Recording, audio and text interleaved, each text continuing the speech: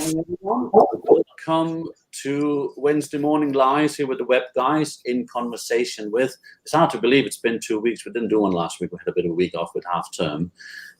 This morning, I am so happy to welcome Lisa Weston from the Wellness Lab. We're going to talk about being a business owner, being stressed and all that kind of stuff. So, Lisa, welcome. Thank you for joining me here. Thank you for having me. Great to be here. Thank you. If you could just start by telling the world who you are and all that kind of stuff. Sure, of course. My name's Lisa Weston, Brian. I'm really excited to be here, by the way, because it's a great opportunity for me to share a project I've been working on for a long, long time. I'm really passionate about it as well. I am the founder of the Wellness Lab, and what the Wellness Lab is a collaboration or partnership of lots of wellbeing professionals working within the corporate sport and education arena to improve performance and profitability, where profitability is necessary, I guess, and it's great for businesses, and that's why we're here today, to focus on wellbeing in a holistic fashion. Our approach is holistic, and it encompasses all sorts of things. So financial well-being, we've got physical, mental aspects of well-being at the moment, looking at productivity and health and the link between the two. One is a driving force for the other, and I'm sure that's widely recognised now. So that's really what we do. We have a task force programme which really works from the top down and the bottom up in any organisation. It's very individualised and personal, and we work really in a consultative fashion with the organisation to help them achieve the best results and outcomes for them. It's wonderful. That's wonderful. I think it's important to say to everyone that this is very early stages for the Wellness Lab, although it's something that Lisa have been working on for a while. We are presently in the process of building the website for it, and Lisa is working on setting up Facebook pages and LinkedIn pages for it. So this is really a very early sort of insight into the Wellness Lab, which is a fantastic project. So just sort of, I think there's a recognition, maybe a lack of recognition. I think as business owners, which we both are, and lots of people watching this will be business owners, it's sort of part and parcel of being business owner, of this thing about being stressed, isn't it? Yes, it is, Brian. And I would say a little bit of stress is not a bad thing. We all need stress. Stress is really important to really push us a little bit, to improve performance.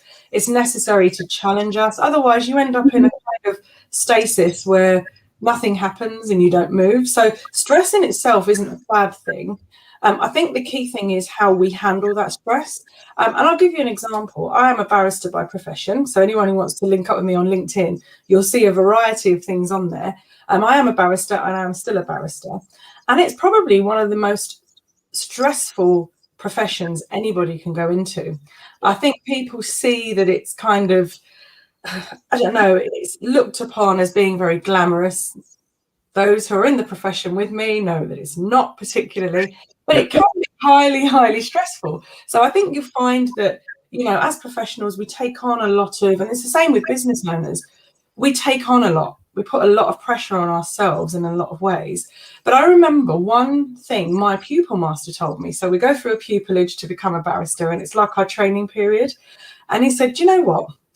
If you're not nervous before every hearing, or a little bit nervous or feeling a bit of stress, something's not right. And that piece of advice, or that little nugget, I've really hung on to over the years, because I think it's that little bit of stress and that bit of pressure that keeps you going. However, an overload of stress and pressure, as you know, Brian, has the opposite effect.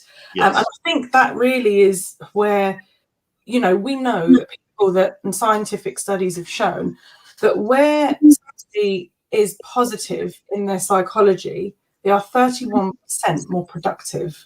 And that's in sales and creativity. For somebody that's slightly over the edge in the other way, there's so many things that happen. There's demotivation, there's fatigue, there's brain fog, basically, and a blur. And it can be quite detrimental in the end, things like not sleeping. the inability for your metabolism to work at its optimum. So we have to really look at optimal function and use stress to help us in that way. I think small businesses will always be under different types of stresses, take the barrister or the large corporation or the employee of the corporation. But I think essentially the pressures are the same, it's how they handle it. And I have to say, Brian, and don't shoot me down for this, small businesses are really guilty of not recognizing that. So of the people that need it most, it's small businesses, but they don't see that they need it. It's very interesting, isn't it? Because I completely agree with you. Stress is not a bad thing. It's learning how to actually use it in a productive and positive way. I think you're right. Small businesses needs help with this more than anyone else, because most small businesses probably don't have the staff or the ability to farm out work to help them lift the burden type thing. But I think as well, I was thinking while you were talking that there's this enormous pressure when you're a smaller business to go out and basically do anything that you need to do to win business. And then that's followed with the pressure of now having to deliver to the business that you have now done everything you could to win. So you need to then add on top of that even more work to try and deliver type thing. So it's sort of learning the skills to balance that a bit, isn't it? It is. And I think that's a really good point, Brian. I think the small business person does everything. Yeah. It's a one-man show, or it can be. It doesn't have to be. But most small businesses operate in that way because they perceive themselves as a small business. When you perceive yourself as a small business, you don't outsource as much as you should do necessarily. Yeah. You don't seek the support you should do either. So it's a one-man show. You're doing absolutely everything. There is that pressure. You've got to go out and get the business. You have to do whatever it is you do in your business, and then you have to deliver that. And that's a huge amount of pressure. There's only so many hours in a day, but yet we're trying to do it all. Yes. And I think that can be done to an extent. And I think the two issues here, it's your business strategy in terms of growth and operation, but equally how you handle that level of pressure as an individual. And of course, for the Wellness Lab, that's our main focus, is how the individual is handling that pressure in the small business context. Obviously, our goal is to work with all different organizations, but in the small business context, it's that ability to share with our client, if you like, how, well, listen, there's different ways of dealing with that stress that will make you handle it better. Maybe make your brain a little sharper, if I'm allowed to say that. How do you handle these things and juggle these things and decipher and disseminate all the information that you need to work with on a daily basis? Absolutely. So just before I ask the next question, just to let everyone know who sees this here, if you do want to ask a question of Lisa in terms of stress and stress handling, please put comments in and we'll do our very best to try and answer it. If we can't give you an answer whilst we're on the stream, we will obviously research and come back to you after. Please smash that like button, share it all out so we can get these messages out to as many people as possible. And these videos will stay on Facebook, LinkedIn, and YouTube after, so you can go and watch it all back again. So if someone then comes to you, Lisa, as a business owner and says, I'm really stressed out, I can't sleep at night, but I want to sleep all the time, all that kind of stuff. What do you do? How does it work with the Wellness Lab? How do you help people with this?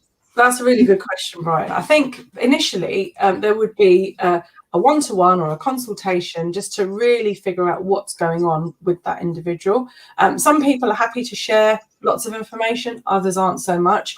But we know that the key factors that cause stress are concerns about finances, health and career, and or your business, wherever you are. So we start with those three things. And finances are quite personal.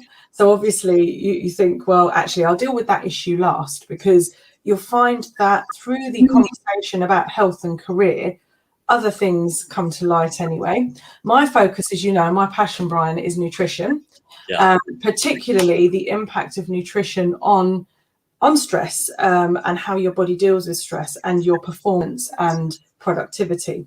So I make that my starting point. Just because that's something I can also relate to. And given my background, I'm very I think, easy to have that kind of conversation with.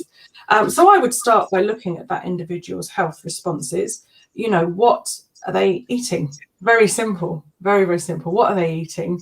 Because what you put into your body, that's like your fuel. It's like a car. You've heard my car analogy before, Brian. That the fuel you put into your engine determines how, or into your tank determines how well your engine performs. And food and nutrition should be viewed in exactly the same way. You heard the old saying, you are what you eat. That old cliche is so true. It really, really is. So looking at how that individual sleeps as well. How are you sleeping? Because one thing I've seen in my conversations with business people is they sleep really poorly. It's that the quality of their sleep, the length of their sleep is not good enough. You know, we need on average, they say the average adult needs 7 to 8 hours to perform at their optimum.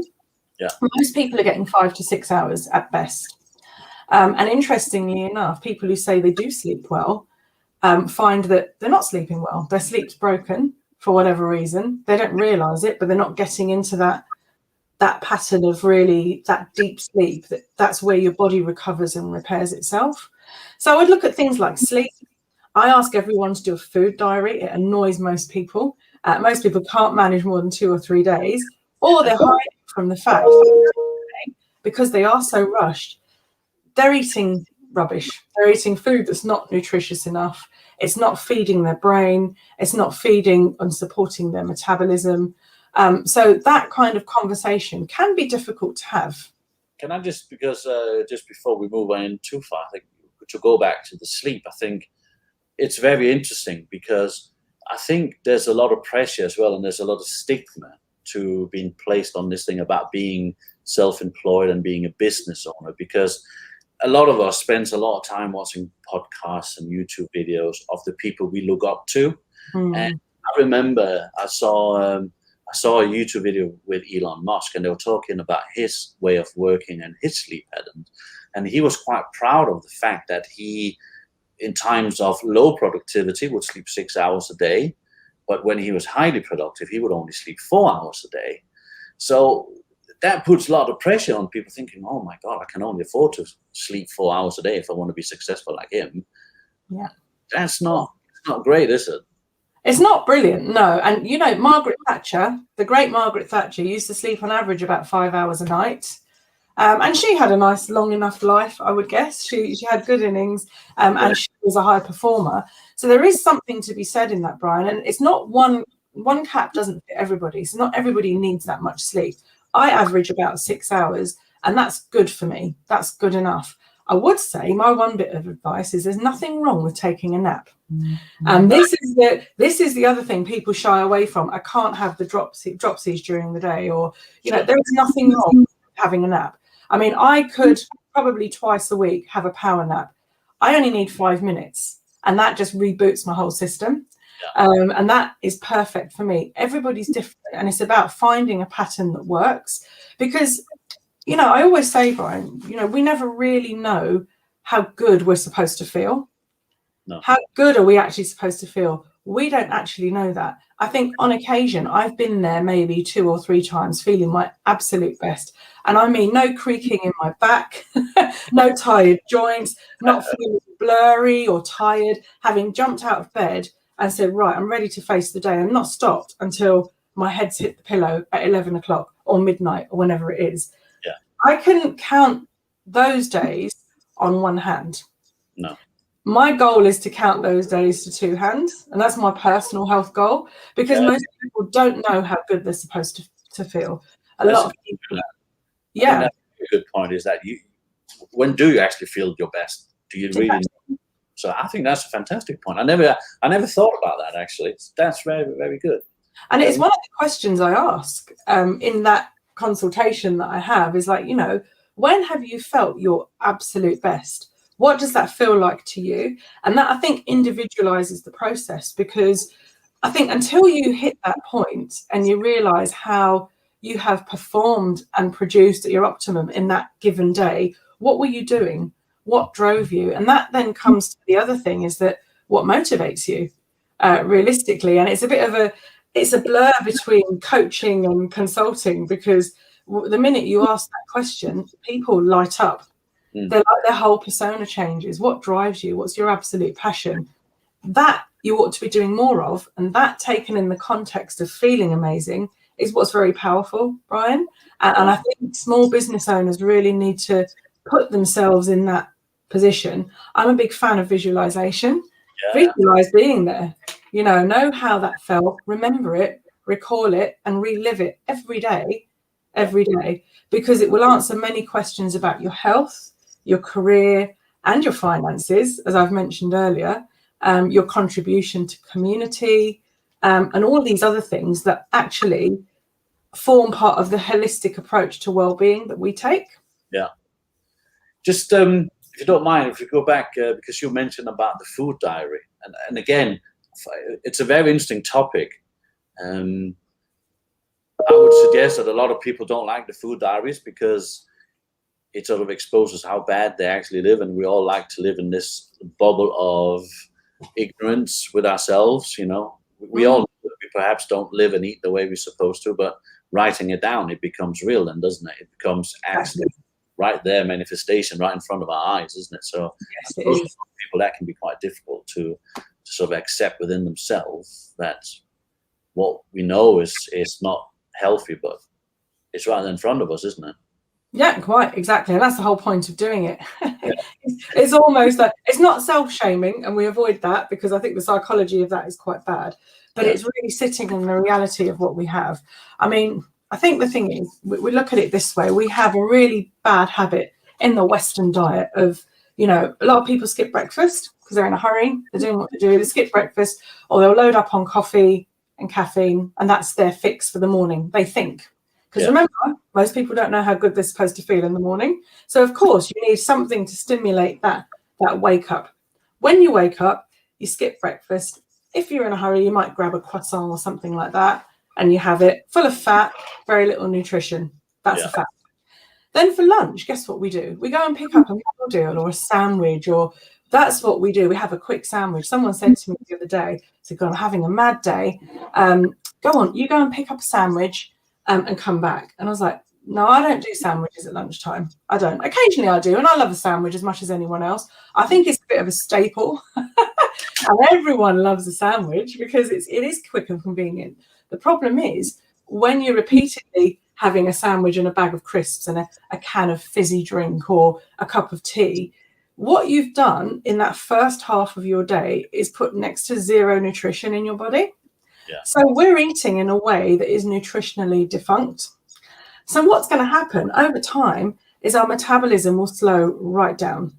The food we're feeding our brain is not good enough for us to function. Your body starts to break down, basically. And that's why we see an incredible amount of obesity now. For example, that's just one example. There is an inability to cope with stress. I mean, I am convinced, and there are studies to support this, that, if we're not eating those foods, we're not feeding our brain, we don't have an ability to control our mental health in the same way. And I give you an example. Cortisol running rife in people's bodies means that actually our responses to stresses are not as efficient as they should be. And I think that pattern of the morning, the beginning of your day starting so badly nutritionally is not a good thing. Through the afternoon, I'll carry on, shall I? This is what a typical food diary looks like. There's a snack somewhere. It's a bag of crisps or a chocolate bar. People love a chocolate bar. Nothing wrong with a chocolate bar or a bag of crisps, to be fair. We all like one of those.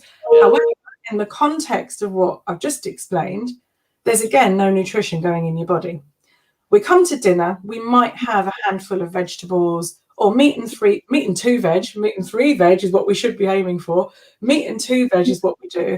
And by the time we've put that in our body, it's come a bit late in the day. We'll overeat because we're probably still hungry, although we're not, because we've loaded on calories. I'll talk to you about calories in a minute, Brian. My pet hates his calories, but we've loaded our body with junk, lots of calorie-dense food that carries no nutrition. So our body starts to really slow down, and it struggles. our kidneys struggle, our liver struggles, our heart will struggle, we gain weight. Then physically we can't move, we don't sleep very well. What happens when you don't sleep? You don't handle stress very well, and performance just plummets. And that's just, unfortunately, the pattern that you see through all of these food diaries. The interesting thing as well is when you say to somebody, right, we've done your food diary, how did you get on? Oh, it was really difficult. I was so busy, I forgot to do it. No problem at all. I get that. But then you see somebody says, well, I ate lots of vegetables on that day. I do get my 5 a day and I do all these things. 5 a day doesn't really cut it anymore. No. Because I think, there are lots and lots of studies, and there's a lot of great books about this. The fact that our diet has become nutritionally defunct, not least because of the rubbish that we eat, the trans fats and all the rest of it, but equally the foods that we are eating that we perceive to be good are also reduced in nutritional density. So I'll give you an example. They say that 1 tomato eaten in 1952, the equivalent nutritional value of that 1 tomato, we would need to eat 40 tomatoes now. Wow. Right. And then you think about that. That's crazy. Yeah. That's why 5 a day, I say, is a little bit of a nonsense, because, and that's the average stuff that we buy in Tesco's or Sainsbury's. If you go for top end organically produced products, that probably reduces significantly, but still it's not quite the same. No. So this is the thing. So we need to really load up on the right type of food. Affordability is an issue as well. And I have to say, I commend all the efforts being, done by a lot of people to get school meals going and all the rest of it. But what's in those school meals? Yeah. What's in those school meals? If we're eating the stuff that we pick up in Asda on the cheap because we're buying it in bulk, the reality is, what's the nutritional density of that food? And I think they're issues that we need to look at, and they all impact performance. They're bigger issues, though. They are bigger sort of global issues, isn't it, when it comes to how we produce these kinds of things. It's exactly. Sort of the whole sort of thing about how you keep yourself sort of fueled during the day as a business owner, that sort of interests me, because I'll be honest with you, I for many years were in that trap. Yeah, I've always been fairly regular with my breakfast, but I could quite easily go the whole day and not eat anything, and then it came to dinner, I was absolutely starving, and I would eat anything that was sort of put in front of me. In huge volumes type thing. So I completely recognize that, and it's actually interesting. I had this conversation with my daughter just not long ago, who's fantastically started her own business, and it means that she spends her days driving between clients, so she's on the road a lot. And she said the other day, I'm always hungry because I never have time to eat. Yeah, really? You're sat in your car many hours every day driving between clients. Why don't you have time to eat? So it's this mindset again, isn't it, about having stuff prepared with you type thing, because then you fall into the trap. Well, I need something, so I'll just grab a quick meal deal, as you say. Well, and this is the thing, Brian, but you're right. There is ample time when you're sitting in the car just to have a healthy snack. And I always say to people, carry some nuts around you. Be careful that there are almonds and things like that, and walnuts, and really good, nutrient dense nuts and snacks. Have some fruit to hand as well. Some strawberries, whether they're berries and grapes, that require little preparation, because I think yes, exactly. It is just creating that habit, not grabbing a chocolate bar. I think there's nothing wrong with a chocolate bar, like I said. And if you're going to have chocolate, get really good quality cocoa-rich chocolate that, has got a high percentage of cocoa in it. But I think at the same time, it really is about the perception of convenience. I think people look for convenience, they turn to convenience, and those meal deals are pretty convenient. You pick them up off the shelf. And that's what you do. I mean, as you know as well, Brian, I'm a big fan of supplementation, and I'm constantly. I've been involved with the company Isogenics for a number of years, and one of the things that drew me to partner with them is the understanding of that lack of nutrient density in the food that we do eat, but then the offering that is so convenient at the same time. So for me, I have had a fabulous protein shake for breakfast, which includes all of my nutrient requirements in probably the equivalent of half a day's worth of nutrients in that one shake, if not more. I'd say it's about 70% actually, if you look at the nutritional breakdown of it, but all without the calorie loading. And I mentioned calories earlier because people always talk about counting calories when they want to lose weight. But in the context of what we've just discussed, if you cut calories and if you just focus on cutting calories, you are only cutting the nutrients that you're getting so little of anyway. And it actually ultimately leads to disaster. So a lot of people will say, I don't need shakes or I don't need supplements. I get everything I need through my diet. Unlikely. It's highly unlikely. And if that's the case, you have to then be eating those premium products that are organically farmed, not over-farmed, that are very, very expensive. Yes. So the chances are that individuals not getting everything they need. And it also explains the whole concept of the yo-yo diet, because you drop your calories. Of course, you need to be in a calorie deficit because then you can burn the ones that are left over. But the fact is this, if those calories are nutrient deficient, you're doing yourself an injustice, because the minute you start to put any normal food, and I'll call it that, and I say that in quotes, normal food, or you eat normally, put those back into your body, you're back to square one. And that really is why I believe people yo-yo diet and they don't perform at their best.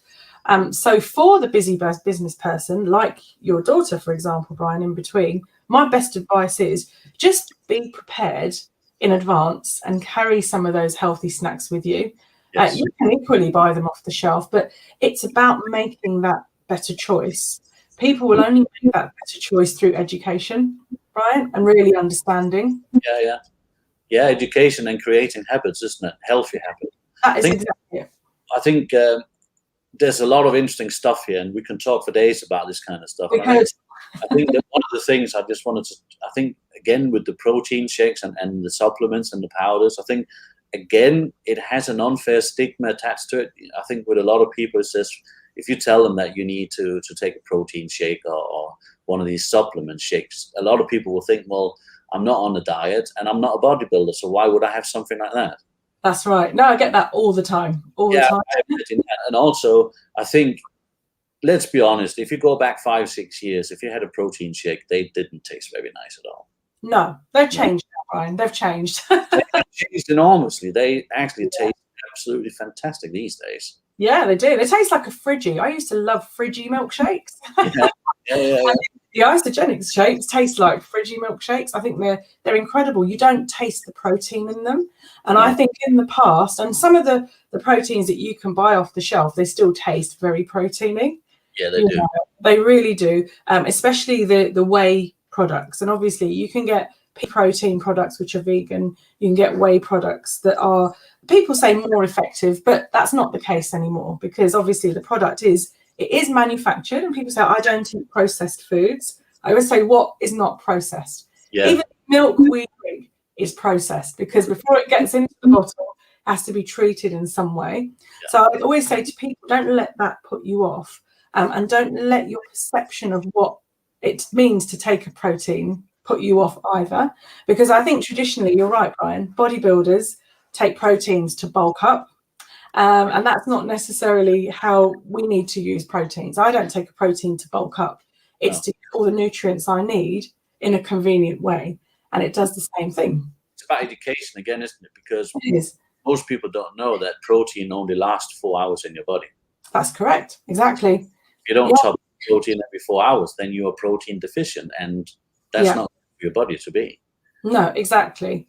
Listen, we're coming up to about half an hour, and so we can talk about this for days and days.